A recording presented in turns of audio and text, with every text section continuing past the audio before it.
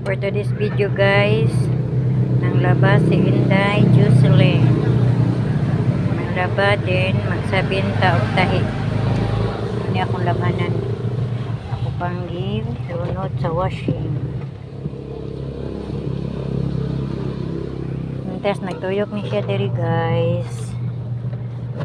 Magnahinay o sa tagtahi dito sa atong tahiunon. Para masabin raman siya.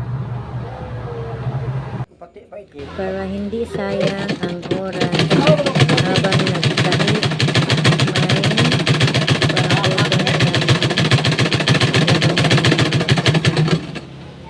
may terus nagtahi ta diri dapita, may paaboton tanga labahanan og kahuman ato sa oras pwede na ta mobarog diri para double purpose ang atong oras, dili sayang ang atong paglihok-lihok matag adlaw-adlaw.